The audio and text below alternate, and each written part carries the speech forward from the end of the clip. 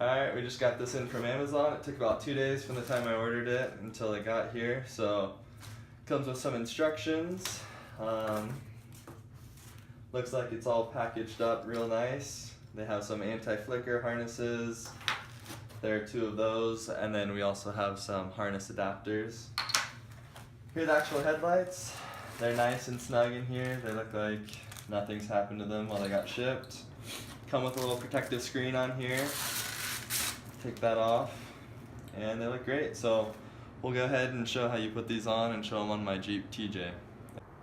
So the instructions come with how to remove a Jeep JK grill to be able to get the headlights out. On a TJ it's a bit easier. You don't actually have to take the grill off, but there are 3 Torx bit screws right here, so you take those off, and then there are 4 more that actually secure the headlight in a ring. So over here I've taken them off already, and you'll see the headlights just loose in here, and you can see the connecting harness right there.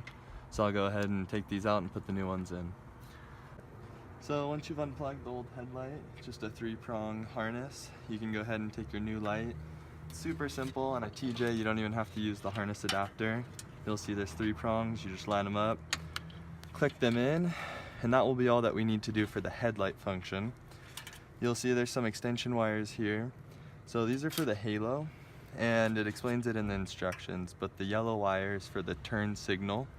So we will tap into our turn signal in the engine bay here, and then this red wire is a power to light the halo for a daylight running light. So we'll show how to tap that into your fuse box.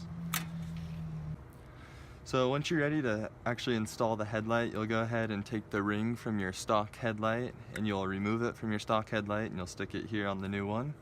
So you can set it in place, and you'll kind of feel it index. You want to make sure that you have the text on the headlight on top to make sure that it's correct for the high beam, low beam.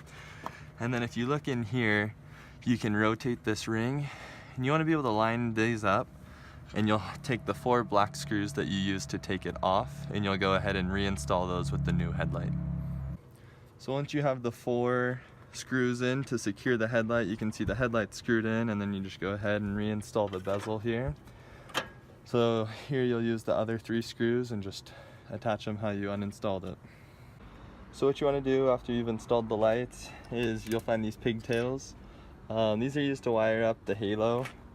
So if you want a daytime running light, the red light is used to power up the halo, a white LED, and then if you want it to flash with your blinker, you'll use the yellow light and you'll tap into your existing flasher.